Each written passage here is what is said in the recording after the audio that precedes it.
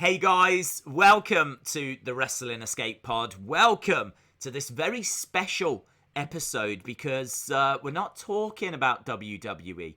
We're actually going to be talking about AEW. Of course, before we get into that, I've got to give a shout out to the Boston boy himself, Tommy Toy Travels. How are you, my friend? I'm back. From last week? Yes. I came back. Finally. Hey, the wait is over. The image looks great. I don't know if you've ever looked this sharp before, you know. That's awesome. Yeah. I'm really trying to boost my image. This is, well, you've done that. You've very much boosted your, this is like 4K.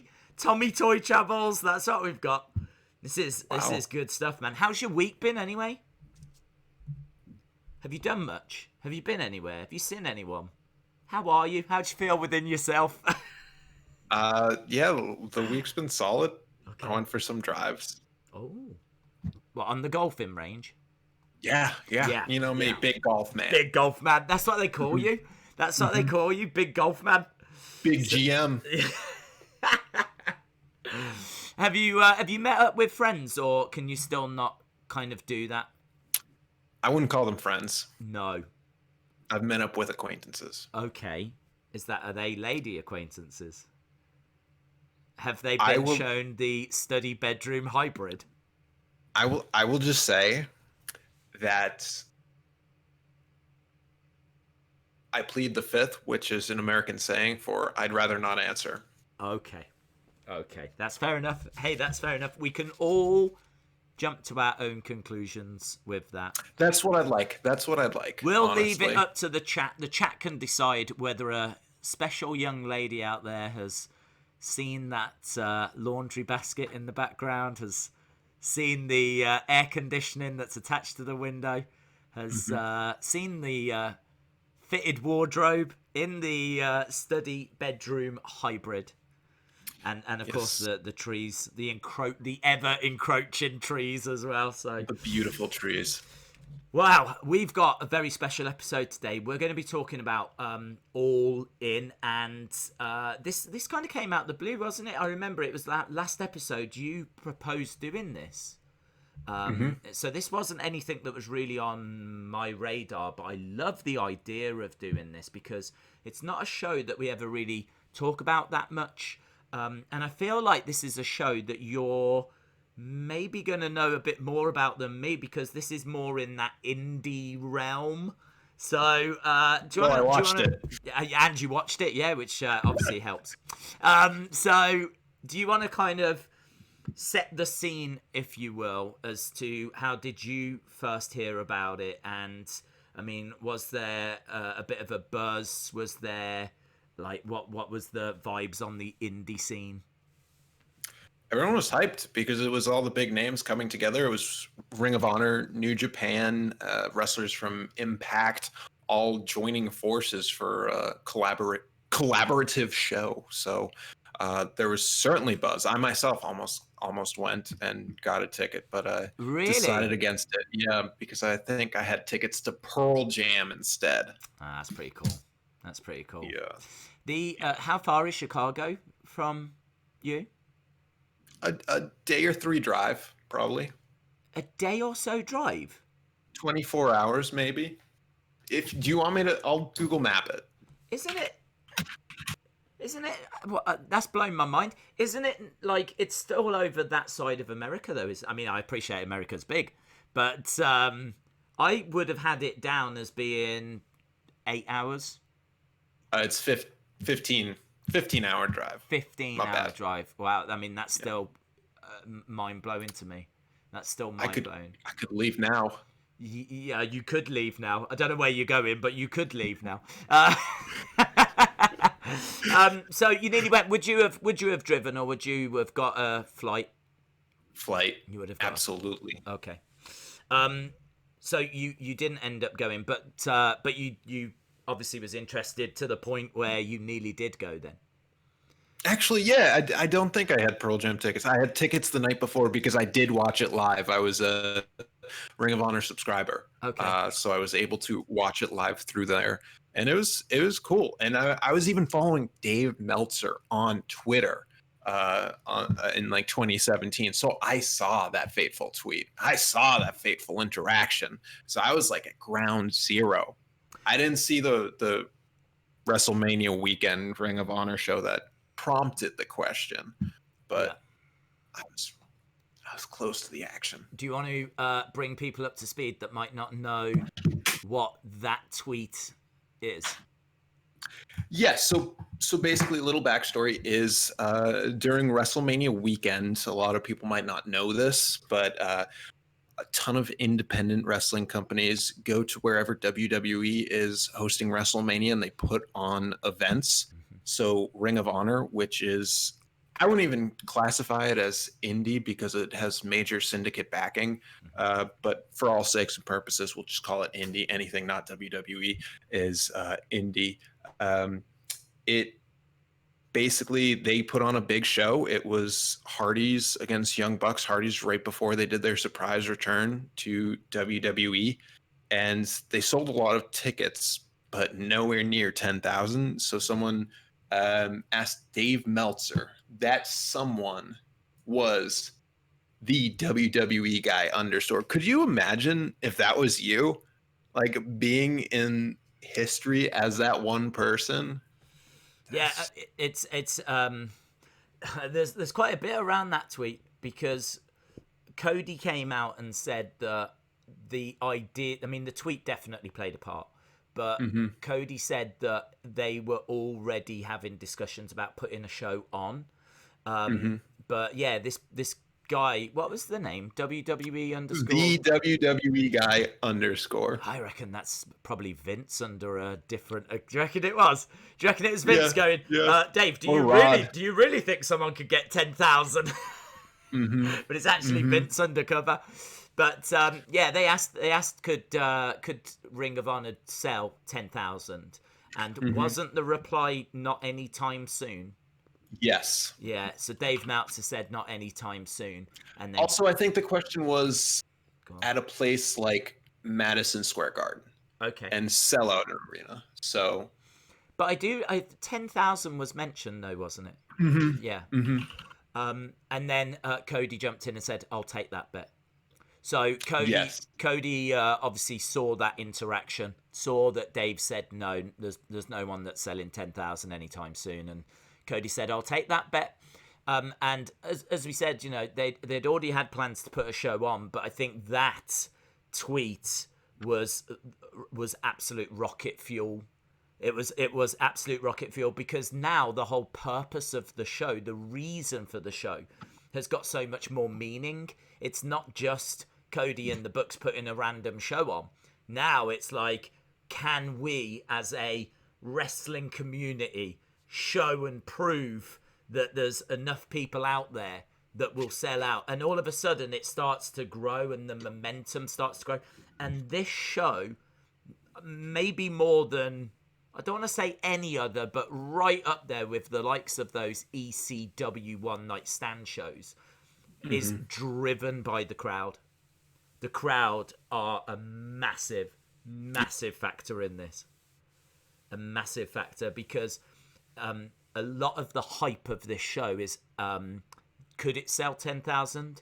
Then how quickly it actually sold out, because it sells out, don't the tickets sell in less than half an hour? So not only do they do it, they actually do it in like record breaking time. And it became like a cult. It became like a religion. It was like people were going. It didn't even. I don't think had a single match been announced. I don't know that a match had been announced. It didn't matter. It didn't matter who was on the card. It didn't matter if there was any names that they could have put on any show. This was as much about showing that there is a non-WWE community that's hungry for a show, for something that's their own, sticking it to Vince in a way. It was as much about that as it was about the show. But that all plays into the actual show because the crowd, so vocal, so passionate, so up for this. They went in with the right mentality, didn't they? And you must have felt that as you was watching at home as well. Yeah, because it really was all in. Like looking at the list of companies involved, New Japan, Ring of Honor, CMLL, Impact, AAA, MLW, NWA, all came together. Yeah. And they were like, let's do a best show, because it was originally going to be just Ring of Honor, but then it grew into something so much more. And it's the type of thing where like, will we ever see this again? Has the time passed now that AEW is a thing? Will we see this collaboration, this atmosphere happen? Because I know NWA and AEW do hold hands, as well as I think it's CMLL, New Japan, and Ring of Honor. I'm not sure. I confuse CMLL and AAA, but I know they have partnerships. Mm-hmm. I mean, it's unlikely that we see anything on this scale anytime soon. I mean, you would never say never, because you know, who knows? I mean, what the future's going to hold and how the cards are going to play out. But so I feel like there could be a mega show again, but certainly Not anytime soon, Yeah. to quote Big Dave. Absolutely. Yes, not anytime soon. And the other thing that we have to mention about this show before, because of course we're going to get stuck into the show, we're going to run through the matches, going to talk about what happened, going to talk about, you know, the various things that were going on, and we're actually going to talk about Dave Meltzer's ratings and just kind of get stuck into it, really just, you know, relive, if you will, all in, and the impact that it had. But we have to, at the start, talk about the biggest impact that it had, and that's the birth of All Elite Wrestling. Because, of course, Tony Khan was, I believe, in attendance, and he actually said to them, you know, would you like to take this and have your own promotion and use this as, like, the foundation for something? And I think, was it, 4 months after this, they announced AEW? It got announced on New Year's Day in 2019. I know that Tony Khan put in $100 million into the company of his own money. I know that they were going to do a weekly show that was going to be called Tuesday Night Dynamite. That name was trademarked, but seemingly they couldn't get the Tuesday night slot, so it became Wednesday Night Dynamite. And then, of course, their first pay-per-view as a company was Double or Nothing, very much playing off All In. You know, so All In was the first, and the follow-up was, well, Double or Nothing. And so that was the first AEW show. So, yeah, this created the birth of All Elite Wrestling. And it was around, I think, this time as well that WWE were offering contracts to Kenny and the Bucks and to Cody, and, you know, was trying to get their services. Certainly Kenny, and I know they've gone to the Bucks numerous times. But, of course, none of that would go down because they would start All Elite Wrestling instead. So, do you want to get stuck into the show then? Should we explore the matches? So, it opens, I believe, with them saying that this is a show for the people. Again, you know, the crowd going crazy. It starts with Cody and the Bucks coming out and addressing the crowd. And I think they said something along the lines of, we want to give you what you want. This show is for you. We are going to give you the show that you want. If you want pyro, and then like the pyro goes off, we've got it. If you want merch, and they fire like t-shirts into the crowd, you've got it. Like this is your show. And as we said, you know, they made sure to really involve the crowd and really take the crowd kind of on the journey with them. Another big aspect here is being the elite. A lot of these matches, because they're from different companies, being the elite did a lot of the heavy lifting of really setting up the stories. And there was a few stories that were going on here. But largely it was just a big, glorious, kind of the biggest independent show ever, wasn't it? Mm-hmm. So the first match, I mean, can you remember the matches? Yeah, it kicked off with like kind of a pre-show. It was aired on national TV. So I think it was just that intro and the first two matches, which were SoCal and SoCal, who went into AEW, as well as Briscoe Brothers from Ring of Honor. Yeah. And I don't know if you want to do your notes then, but the second match was what was it called? The over budget battle royal. Yes, the over the budget battle royal. Yeah, it was a 19-person over the budget battle royal. The only things that I've got in my notes for this was that it was called 0 Hour, I believe, the pre-show. Obviously, they've changed that now. They call it the buy-in now for before AEW, but it was called 0 Hour here. The first match was. I do want to add. Sure. I think it was called 0 Hour as a reference to the DC Comics storyline. Just want. That's cool. I don't know. I don't know either. I'm just assuming. Okay. So the first match, SCU against the Briscoes, it was just a really good tag match, in all honesty. SCU against Briscoes, Meltzer giving it 3.75, just kind of really set the evening up for, just some really good action, in-ring action. And then we went to this Battle Royal. Meltzer says this is one of the best Battle Royals that he's ever seen. He actually gave it 4 stars. It was just non-stop. It was breakneck speed. It was stuff happening everywhere all the time. Jordan Grace was in this. Obviously, she's in Impact now, and she was stunning in this. This was her arrival, really. I didn't know of her before this, but this is where she really stood out for me. And she was doing some big power moves, man. Well, I'll say this, as a connoisseur of Beyond Wrestling, this was not my introduction to her. I knew about her for 2 or 3 years before this. So that's where she came from, Beyond Wrestling? That's just where that's her local for us. I know she's not local to the Rhode Island area, but that's where I'd see her the most. That's cool. I honestly, this was my introduction, and I was very, very impressed. Lots of power moves here, feats of strength, loads of chairs being set up, and I remember one spot where they're like setting up chairs and everything, and it was like everyone was building up to see what was going to happen, and then they ended up just like fighting on the outside and not doing anything with the chairs. And there was just like loads of little spots and moments all over the place. It was carnage. Absolute carnage. And in the end, it was Flip Gordon that won. He eliminated Bully Ray.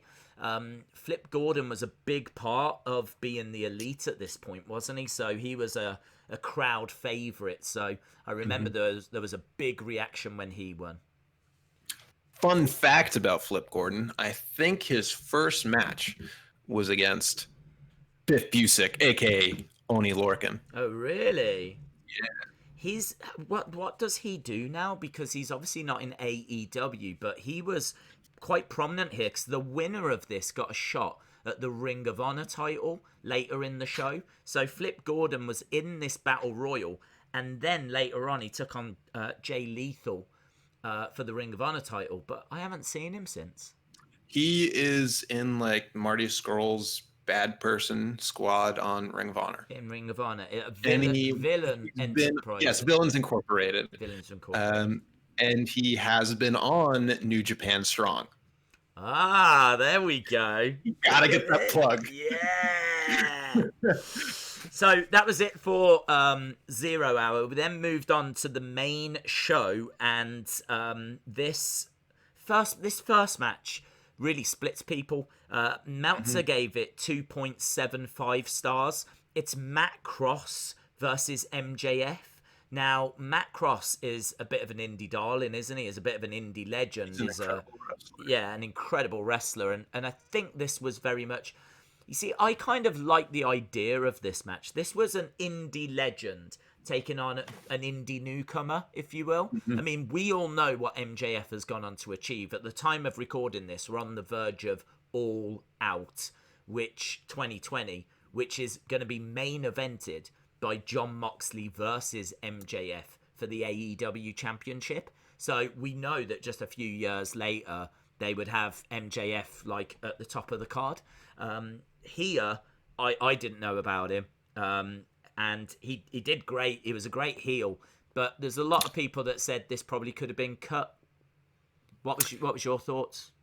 Well, just to give a little history about MJF, I know you said you didn't know much about him. He actually appeared on Grimm's Toy Show. He was a local New Jersey guy that showed up and did some weird storyline. And I think it was a few months after I was on So it's one of those things where it's like, man, if my storyline crossed with that, that would have been so cool. But I agree, because I think MJF's a great talent. I actually don't know what I'm agreeing to, but I think that it was a good start because MJF is great on the mic. He can hold himself in the ring. I don't know if it was the best start. It could have been a really good second match. Yeah. I think they could have done something a bit hotter to get the crowd super pumped, but MJF is great on the mic. He's fantastic as a wrestler and an entertainer. So Well, I'm glad that they were on the show, but I could have seen more. yeah. I mean, the other kind of thing that you have to bear in mind is the fact that there's a few matches here that really overrun, and it meant that the main event actually only got 11 minutes 48 seconds. Not only did they have to cut time from the main event, there's not really a goodbye at the end. It's kind of like a thanks a lot, everyone. Thanks for joining us. See you next time. Like, it's you would have wanted Cody to have come back out and for there to have been a big final loving. We did it. Yeah, we did it. Thank you, everyone. You don't get that. I believe they recorded some and it came out after, like, but it wasn't on the actual thing. So the 9 minutes that they gave this Matt Cross MJF match, it's debatable whether it should have been there or not, but I think it is cool to look back now and see that MJF was on the show. So I don't know. I'm kind of torn on it. It got 2.75 from Meltzer anyway.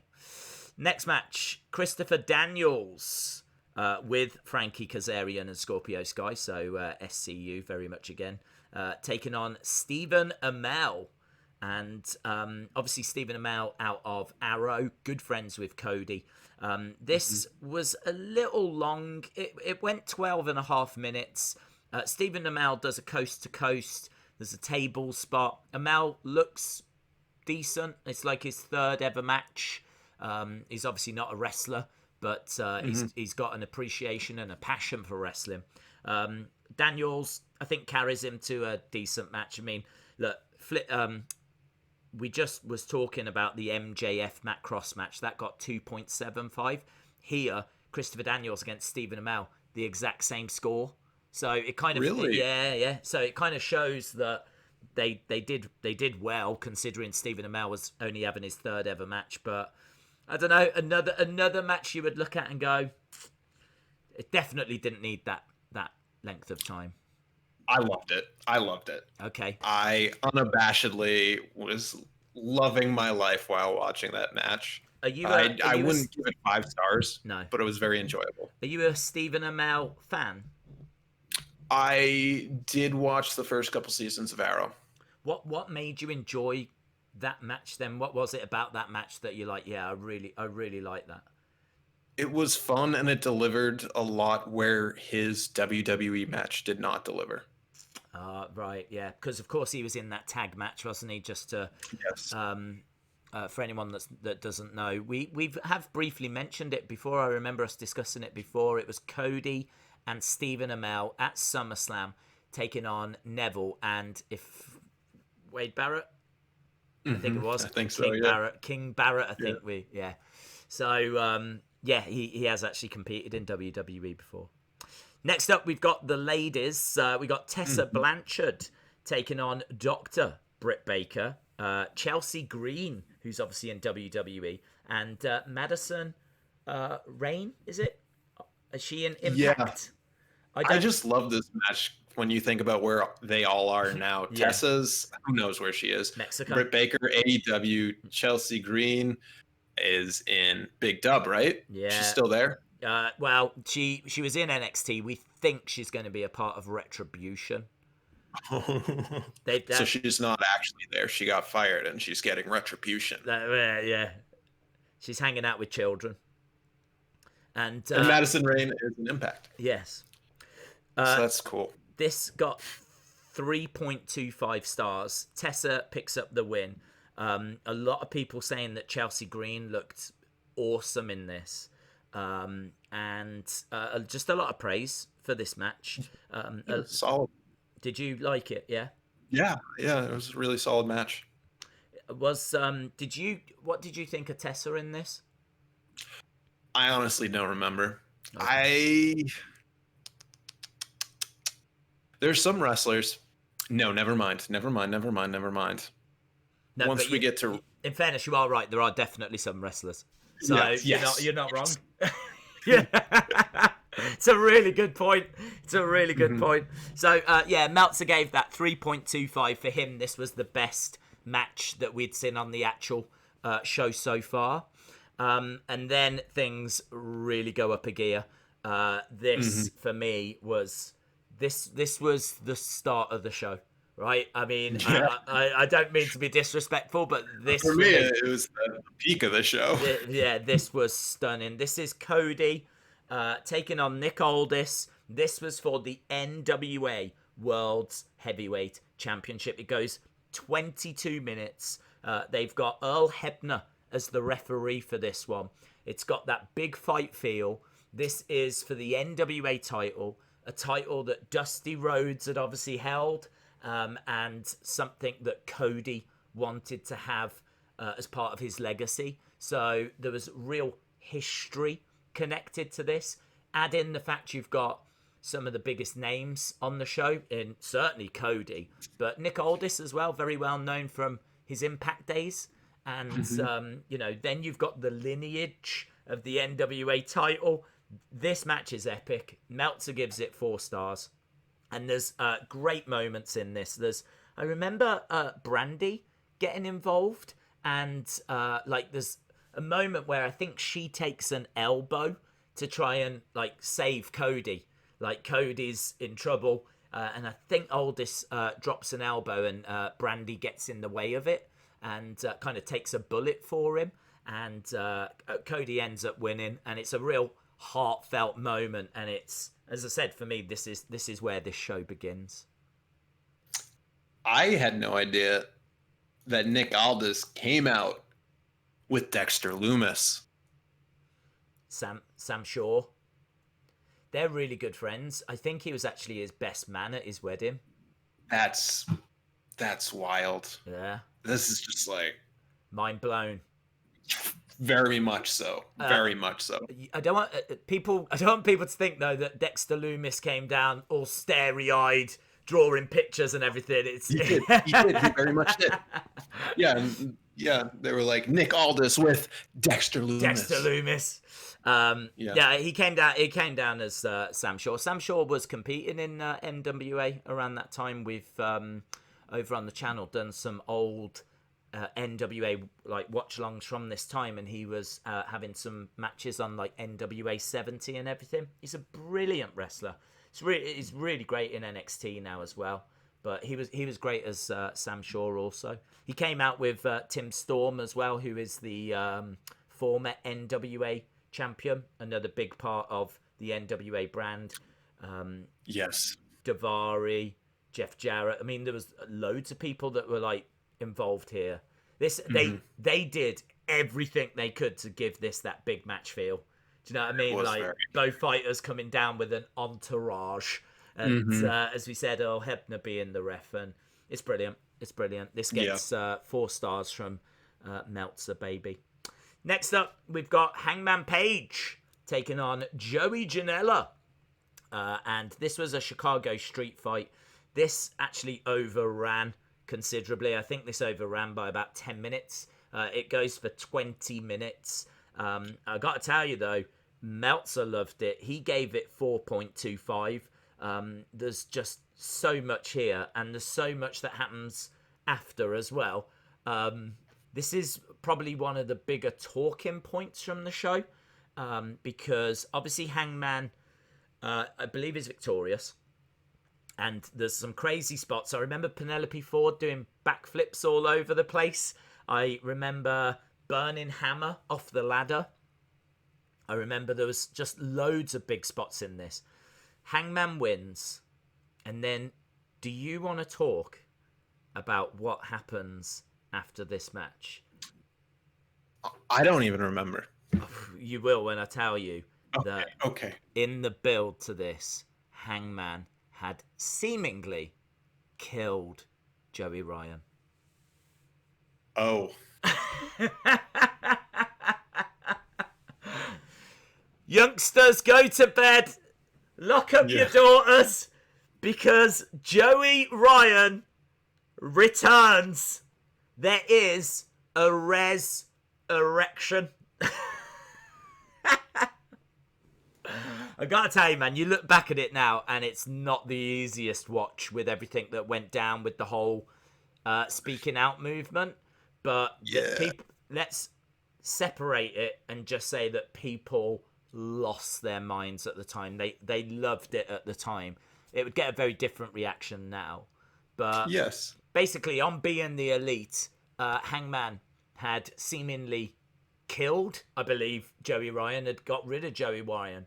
And there was a res-erection. And Joey Ryan returned after this match. But he didn't return on his own. There were 6 guys dressed as penises that came out and stood in the entranceway and formed a bit of an arch for him to kind of walk through. And he came down. And, Hangman was selling this. Hangman was like, you're dead. You're dead. You're not real. I killed you and all of this. And they do the penis plex and all of those spots. And it was just a big kind of fun moment, which really has not aged well. What was your thoughts on it? If there's a controversial moment in this whole show, it's this moment right here. Yeah. It's surprising that I didn't even remember it. Yeah. Did you like it?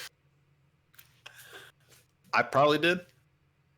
But that sounds like something I'd be like, this is great. Yeah. It's I've always had a love-hate relationship with Joey Ryan. I've always felt that I love the kind of porn star gimmick. I love the moustache. I'm even down with the baby oil and everything. I could never get on board with the penis plex. It just looked silly. It looked silly. It clearly wasn't an actual wrestling move. The gimmick I was on board with. His music when he comes out is great. The lollipop, the whole look is I love it. I think it's great. I think there's definitely a plate, but I could never get on with that hold. But that move got over, man. People loved it. It went viral. It was on a DDT show, which is not surprising because that is where most of the dumb stuff that doesn't look like wrestling happens. Yeah. And when it got picked up by major media, not major media, because it's not like CNN was like, watch this guy get flipped by some other guy's dick. It got picked up by like meme media. So that's why it became a part of his curricula, and that is why he got sponsored by YouPorn and they named it the YouPorn Plex. But it's like one of those things where it's like I would see him a lot on the indies. The first time I saw it, I was like, yo, that's cool. I saw that move. But then he'd do it every match because everyone wanted to see it if you hadn't seen it before. And when that becomes your gimmick, doing one move, it's not the best because you can only do that one thing because that's what people came to see, which if he continued his career, he'd have to move away, which the Bucks honestly did because they stole so much from DX and they do none of that now. Like their whole thing was too sweet and doing all those moves and stuff like that, which is I've got to say, I'm sitting here and I'm debating, do I explain what the move is? Because I'm very conscious that we're talking about it. It's going to be people that won't have a clue what we're talking about with this. Oh. There's going to be people that just won't have seen it. So ask your parents when you're older. Oh, yeah. It involves grabbing the hand of your opponent and basically he put it onto his junk. Let's put it that way. And then he would... His lower torso, his action man bulge, and he would then like kind of hulk up, and it would it would flip them over. I could never understand why they never just took the hand off though. Am I Oh, they couldn't. It was like magnets or something. It was magnets. To quote ICP, magnets. How do they work? Okay, well, there we go. This is wrestling. I dare say that chant broke out quite a few times when that move was happening. This is wrestling. Right, let's move on, shall we? Ring of Honor World Championship was on the line. Obviously, we know how we got to this match. Jay Lethal was defending against Flip Gordon, who won the Battle Royal earlier in the show. Jay Lethal broke out his Black Machismo character, which was great. That is him doing his macho. He's so good at impressions. We've spoke on the pod before about his Ric Flair impression, which is stunning. His Macho Man is arguably even better. But he actually came down with Macho Man's brother, the genius, Leapin' Lanny Poffo. And he took on Flip Gordon. And Flip Gordon came down with Brandy Rhodes. And this was great, man. I really enjoyed this. It was comedy. I really liked his interactions with Brandy. He was pretending that she was Elizabeth, and there was loads of like callbacks to like Macho Man moments, and I was always a fan of Black Machismo. The thing with Jay Lethal, he is one of the only indie guys that really broke through, and it's like, you know, when you're like, you've got to check this guy out, like you need to see this. A bit like that YouPornplex. Everyone was like, you need to see this. It was the exact same thing with the Black Machismo character. And so this is someone that I'm very aware of. So I loved it. I really enjoyed it. Thought the match was cool. It was fun, easy to watch, easy to digest. Jay Lethal wins. What were your thoughts? Again, this is one of those that for some reason my memory's fuzzy. I did watch the whole show. Yes. I don't know why I had glossed eyes for Flip Gordon because, you know, another Boston boy, although not born and raised in Boston. He was trained in Boston. But yeah, it was good, I think. It wasn't a serious match. I mean, it was hard to know what to expect, but this for me was comedy done well. I liked it. If I could have chopped 3 minutes off and given it to the last match, I would have. Yeah. I'll just say that. Yeah. Well, I mean, like, I think now we would all just lose the Joey Ryan segment. So, yes. Yeah. 3 matches left, and this is the big 3, really. So next up, Kenny Omega against Penta L Zero, Pentagon Jr. This went for 17 minutes. It is the joint highest rated match on the show. This is 4.5 stars. Thoughts? It's good. It's really good. It's really good. Yeah. It's got things like package pile drivers on the ring apron. There's obviously V-triggers everywhere. I think Kenny wins with the one-winged angel, but there's like false finishes. It's just considering it's only 17 minutes, it's really worth watching. I mean, you would see matches of this caliber in New Japan go 40, 45. They managed to do a big match. It had a big match feel as well. They managed to fit a lot in within like 17 minutes. It's a very, very impressive performance. And then, of course, what was really clever was there'd been a couple of technical issues throughout the night. Nothing massive, but just a few little cameras that had been out of focus, and it was Retribution? clear. Maybe, yeah. They were causing problems 2 years ago. Chelsea Green was there. Well, this is true. But the lights went out, and the commentators were like, "We're really sorry. This is, unplanned and everything. First time, but hopefully we'll get it back." And the lights come back on, and Kenny's won. Penta's still down. Kenny's celebrating. Can you remember this? Yeah, and then lo and behold, Wrestling Daze comes out and he says, "Hey guys, what's up? It's your boy, Wrestling Daze. You guys got to come out to a Wrestle Toy Shop for my new calendar release. It's pictures of me and my dirt. That's right. That's right. Yeah. Oh, I said I was going to get that on this episode, didn't I? We gotta keep it going. Oh, do you know how much trouble? Do you know how much trouble I'm getting in? That's fine. I All about the clicks. That's true. Well, look, I want to show the dirt, but I'm being held hostage now. I'm so okay. Next week, because your calendar needs to sell 5 more calendars before you can show the dirt. That's true. I'd love to do a calendar. I would love to. I reckon you and me could do a killer calendar. I think we definitely get that done. 2021. I'm going to make that happen. Cool. I'm definitely making that happen. Cool. Right. No, that's really happening, by the way. We're definitely putting a calendar out. Cool.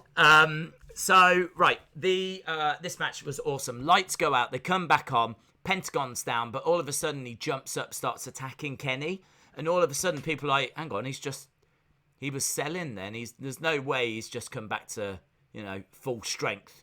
Starts pounding away on Kenny. All of a sudden hits a code breaker. Place freaking loses its mind as he takes off the mask to reveal that it's actually Chris Jericho.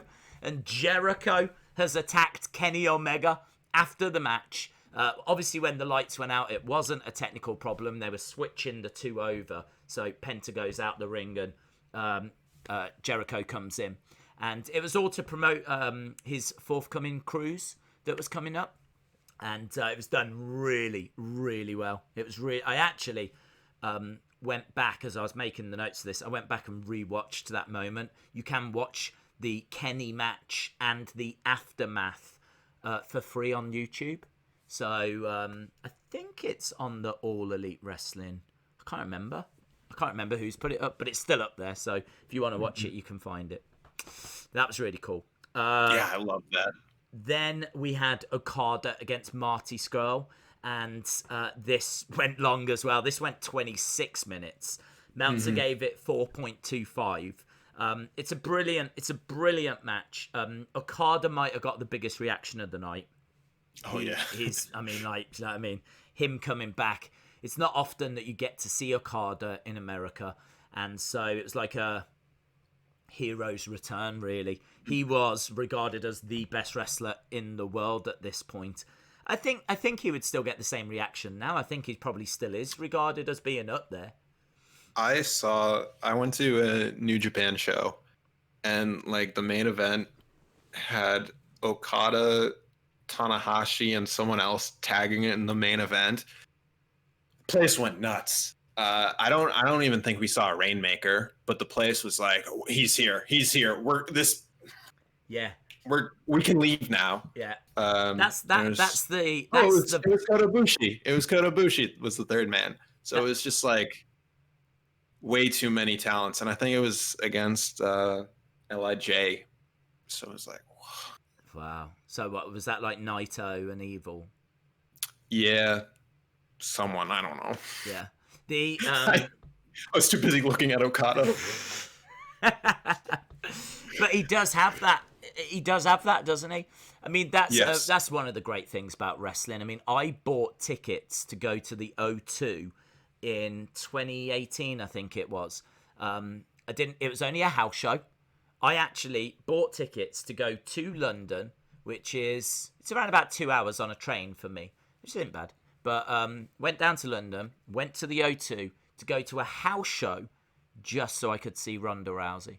Ronda Rousey had, to my knowledge, never been over and competed. She might have done something when she was in judo, but of course she never did anything in the UFC, and she hadn't been over with WWE when they did their tour. But for some reason they managed to do a one-off house show at the O2, and the big selling point was Ronda's first appearance in the UK. And I just wanted to go and see her. I mean, it's Ronda Rousey. However people feel about her, she's one of the biggest names in MMA history, absolute trailblazer. And I just wanted to be able to say that I had seen her compete.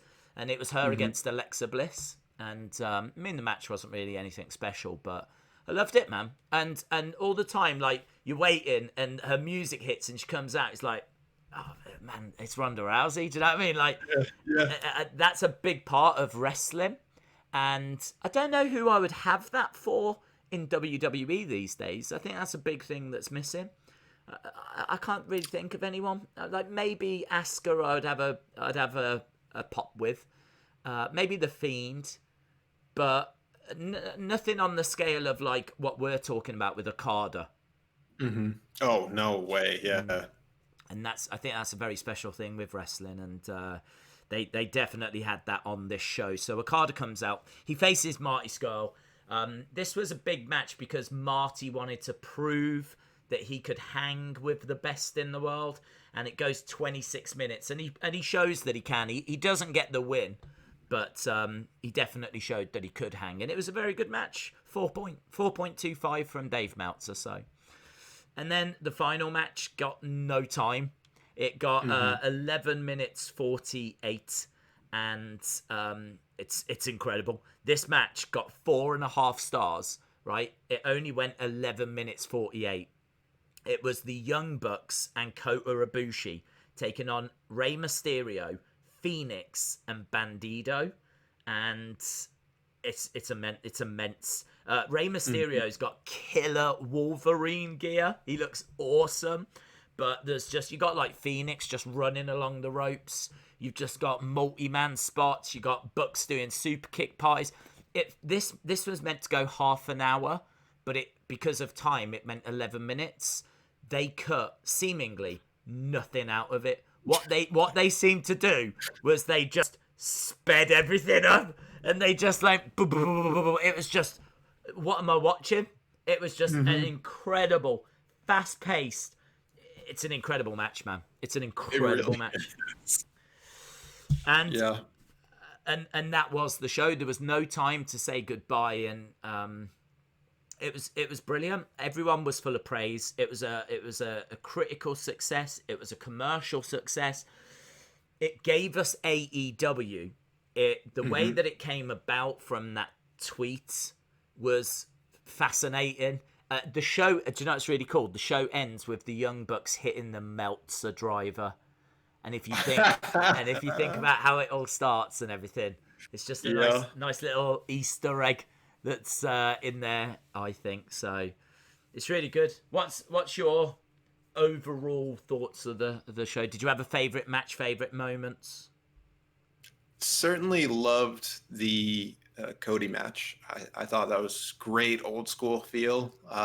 In a whole card where it's a lot of new flashy stuff. That was really just about building a story. But that main event, man, was incredible. And if it went longer, it would have been even more incredible. So those two really stuck with me.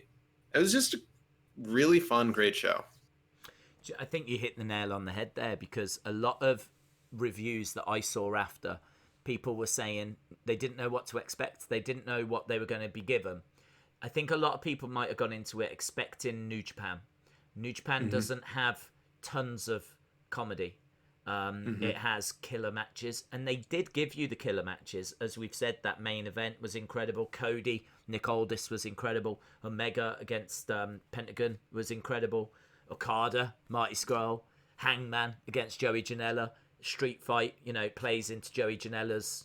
Joey Janela isn't a great technical wrestler, but you put him in a street fight, and that's his world, man. That's what he excels at. So all of those, they did give you that great, but they gave you tons of comedy. They gave you tons of just like variety, loads of different styles. There was the lucha style in there. There was catch as catch can. There was technical. There was high flying. There was a bit of everything. It was just it was a celebration of indie wrestling, as you said, because it brought so many different companies together and everything, and it was so many challenges they had to overcome to put that together. It's one of the most important shows we'll ever see. I just want to do a little correction there where you said Joey Janela is not a technical wrestler.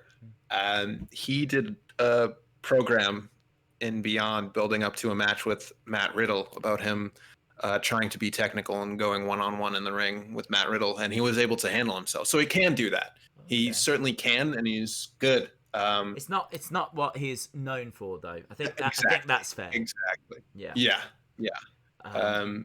So I agree with everything with that little twist. And I do want to add that in 2019, for WrestleMania 2019, Ring of Honor did finally do Madison Square Garden, and they had 16,000 people in attendance. That's really So good. Have you they got did it. Have you got the card for that at all? Yeah, there were 12 matches, which is like very Ring of Honor. Yeah. Have you ever been to a Ring of Honor show? No. They're endurance tests. Are Like if they? you go to their TV tapings, you have to sit through 3 TV tapings, which should be a Raw, but it feels like you're there for 5 hours. And by the time you get to the main event, which is usually the best match, you're just like, oh. Yeah. It's tough. But yes, I have the card. What's just give us some key matches. I'd be interested to know. Okay, Jeff Cobb against Will Ospreay, Kelly Klein against Mayu Iwatani, Flip Gordon and no, I'm not going to read. I don't know half those people. Matt Taven and Jay Lethal, Okada and Jay White, Kota Ibushi and Naito. So a lot of New Japan A lot people, of which New I Japan. imagine So is why. So hang on, New Japan sold out Madison Square Garden. Well, it was a Ring of Honor show. Ring of Honor has a partnership with New Japan, which is technically Ring of Honor, I think. Yeah. But interesting. It was co-produced, so 8,000. And as we're sitting here, obviously we know the impact that All In had. It birthed AEW. We're sitting here on the verge of All Out 2020. Are you on board with AEW? Do you watch it each week? Are you watching the show this weekend? Remember when I was on vacation? Yeah. I was watching religiously every week. Now that I'm back, I am dabbling with other things like New Japan Strong, and also I watched Impact. I checked it out. It was good. And so, but does that mean that you're not watching All Out? No chance. Oh, really? Yeah. Is it some? Have they changed, or has you changed? Who's changed? Oh, no, no one changed. It's just it's not on my plans. Oh, I'm surprised. I don't have the money. Yeah. I mean, it's not cheap, is it? It's like $50 in the US. Yeah, if you know, Tony Khan, if you want to give Daze and I a little free pay-per-view money, then I'd watch. I feel a bit guilty sitting here because I'm actually a little bit fortunate what we're being in the UK because we only pay 20. Oh, because it's free over there. No, it's not free. It's £20. Oh, £20, which I think works out about $27 or something. So it works out. Bad. No, I'm not going to complain at that. I'm not going to complain. I've only purchased one pay-per-view in my lifetime. Have you? It was, it was a Ring of Honor because it was like $35 and it was a really good card. Wow. I'm really surprised. I thought you would have purchased more. Although saying that, you kind of came to wrestling, was it around 2013? So yeah. So Network saved me. Yeah, Network saved you. That started 2014. I think it was around that time. Yeah, because of WrestleMania 30, I think, was the first big event they put on it. So yeah, you definitely got saved by the network. Lucked out. Oh man. Some of those I can remember being a kid, and I don't know if I've told this story before, but there used to be a channel where you used to be able to see a few seconds of other channels that you didn't have. It kind of like tried to tempt you. It's like, come on, buy the package, yeah, because you could have this and you could have this, and you'd wait and for it to get round to the sports channel, so you could just get a couple of seconds of like wrestling and just get a couple of moments, and that's how I watched pay-per-views as a kid. Yeah, depressing. Must have loved it. Yeah, well, I stuck with it, and I mean, I gotta say, it is better to go back and watch them now on the network. I'd imagine. Yeah. I don't recommend people trying to watch them that way, but oh man, that's I think we've pretty much covered everything, haven't we, when it comes to All In. It was a brilliant show. If you've not seen it, I honestly, I don't know where you can find it now. It's kind of been I don't either. lost to the world. I know for a while it was on New Japan World, but they have definitely taken it down now. You might be able to buy it from like Fight, maybe. I don't know. I don't know where to find it. It's. You can pay $40 to watch on Fight. Oh, they should drop that price, man. But everyone tweet at Tony Khan. Yeah. Hey Tony Khan, Hey, Tony. can I watch All In for free? Yeah. And who knows? Yeah. Well, you can definitely see matches on YouTube if you wanted to catch up with it. But yeah, brilliant show. And as we said, very much the birth of AEW. Mm-hmm. Any plans this week before we part ways? Got anything exciting coming up? Yeah, on Friday night, I'm going to be sitting in the live chat of one of my favorite podcasts, Wrestling Escape Pod. Oh, hello. I'm hoping to do the same, but I can't make any guarantees. Same. Like when I was saying that, I was like, I shouldn't have said that. Yeah, I shouldn't have said that. I'm going to be sleeping. Literally, everyone watching this knows you'll be asleep. Yeah. Isn't it like 7:30 or something? I mean, are you like some kind of old woman in disguise? What's happening? Why are you going to sleep so early? All right. Do you get up early? No. Yes. No. What is 7:30? 7:30? Yeah. Okay. It is 7:30 when we record this, but when it airs, it's about 10:30. Yeah, that's true. It does air later, doesn't it? Mm-hmm. Yeah, that's true. And when we were doing the 2 podcasts, and then I'd be going, fall asleep. That's because it was getting close to 10:30. So it's 10:30's the cutoff point. You are so rock and roll. You are so rock and roll. Yeah. Are you sure you went to a concert? I can't imagine you going to a concert. I just can't imagine it. By the time they get into the encore, you're like, do you know what I mean? Drifting off at the back, nodding off over by the bar. Once I was invited to like a red carpet anime movie screening at a convention, very posh, very like, look at me. I fell asleep during the movie, and it was like 6. I don't think I've ever fallen asleep during a movie. I was the worst I've ever been. Wow. I was out, and it was like one of those animes where it was like, and I was didn't bother me. Yeah, just fell asleep. But there we go. That's a positive review, isn't it? Yeah. Yeah. Awesome, guys. Thanks a lot for watching. No idea what next week's episode's about, but we'll figure something. Maybe there'll be a poll in the chat or something at the time of recording this. So cool. I'm sure we'll have something up so that people can vote. But yeah, it should be a very exciting weekend. What with All Out, the card genuinely does look good, and looking forward to it. It should be good. And if you've not seen All In, then if you can find it, I recommend that you check it out. It's a really, really good show. Awesome, guys. Thanks a lot for watching. Hopefully, see you again next time. Bye for now.